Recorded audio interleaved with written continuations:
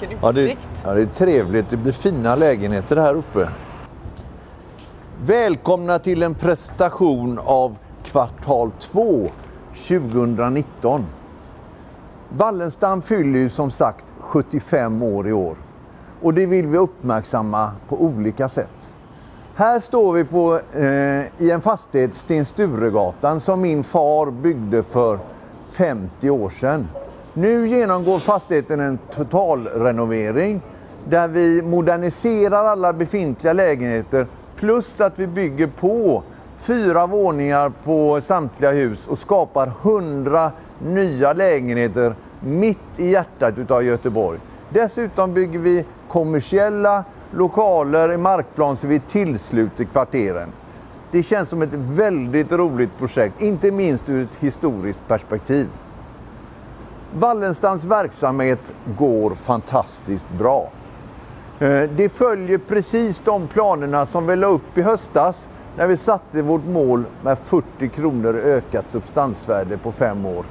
Och vi fortsätter som en maskin, bara starta nya produktioner, investera och så vidare. Så jag vill verkligen säga att det går som ett lokomotiv. Vi har i produktion 3000 lägenheter. Vi har kommersiella lokaler som vi färdigställer i Avenyområdet. Och vi har ett fantastiskt tryck från kommersiella hyresgäster. Så verksamheten rullar ju på och går fantastiskt bra. Under kvartalet har vi gjort mycket bra saker, men jag vill lyfta en. Och det är att vi har gjort ett grönt ramverk kring vårt MTM-program. Alltså där vi ger ut obligationer. Och det fick betyget Dark Green eller Excellent. Och det visar bara hur vårt hållbarhetsarbete fungerar, vilket jag är väldigt stolt över. Men om detta och mycket annat ska jag nu introducera Susanne som ska berätta mer om vårt resultat. Tack så mycket. Ja, vårt förvaltningsresultat tänkte jag börja med, och det är ju som alltid, känns det som när vi står här och pratar om vårt resultat, att det blir bättre. Förvaltningsresultatet är hela 18% bättre, vilket betyder 85 miljoner bättre mot föregående år. Om vi börjar med vårt driftnetto så är det 50 miljoner bättre mot föregående år. Och hyresintäkterna är 60 miljoner av dessa, och där mer än hälften beror på att vår nyproduktion kommer in i drift. Men i det här kvartalet, eller det här halvåret faktiskt till och med, så har vi inte flyttat in i någon nyproduktion, utan det avser de nyproduktionerna som flyttades in från Q3 2018 och framåt. Vi har ju också, precis som Hans nämnde, en stark kommersiell marknad som också påverkar hyrorna positivt. Våra driftkostnader har ökat något, men det innebär ju också effekten av att vi har ett större bestånd att förvalta. Men också att vi har en del taxehöjningar vad det gäller till exempel vatten och renhållning och så vidare. Vi har gjort en del småaffärer under det här kvartalet. Bland annat har vi förvärvat en kommersiell fastighet på Vasagatan 45 som vi tillträdde nu den 1 april. Vi har också frånträtt en mindre kommersiell fastighet på Volda-Tamsgatan, också den här i Göteborg. Vi har också sålt 3 lägenheter i vårt BRF-projekt Vasagatan 33, också det här i Göteborg. Långräntorna, om vi tittar på dem, så har de gått ännu mer ner än vad man någonsin hade kunnat tänka sig. För det här kvartalet så har en 10-åring sänkts med 30 punkter, vilket påverkar våra undervärden i derivat. För det här kvartalet, i halvåret, har det påverkat 425 miljoner för att vara exakt. Våra värdeförändringar på fastigheter har ökat med 550 miljoner, och den största anledningen till det är vår nyproduktion som vi hela tiden investerar i. Men också att våra driftnetton i våra befintliga fastigheter också är bättre. Vi har inte ändrat några avkastningskrav i vår värdering.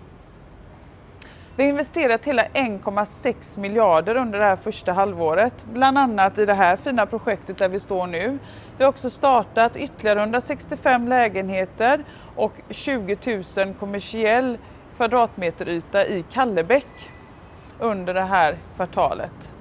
Vi fortsätter att skapa värden till vårt substansvärde. Vi har totalt skapat 4,50 kronor av vårt mål som är 40 kronor.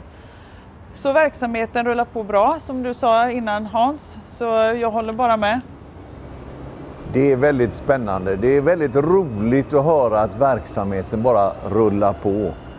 Men som jag sa, vi är ju 75 år så vi har en stark historik, men jag vill påstå att vi har en väldigt stark framtid. Wallenstam vill jag påstå är branschledande när det gäller framtida innovationer. Till exempel är vi ledande inom coworking på det sättet att vi är 30-procentiga delägare i den största coworking-aktören Convendum. Det är vi väldigt stolta över. Så att vi är med på den så att säga nya marknaden för kommersiella kontor. Men jag vill också påstå att vi är med på bostadssidan. Om vi går ett par år tillbaka när vi fick en bostadsrättskollaps så ställde vi om de bostadsrättsproduktionerna vi hade till hyresrätter. För att hyresrätten, det är ju vår främsta vara. Det är den vi vill helst investera i. Men nu har vi också tagit en annan position där vi är branschledande inom delningsboende. Vi vågar satsa på 17 delningsboende i Haninge nu som vi håller på att bygga. Och detta gör vi tillsammans med vår samarbetspartner CoLive. Så att det ska bli väldigt spännande att se hur det här fungerar.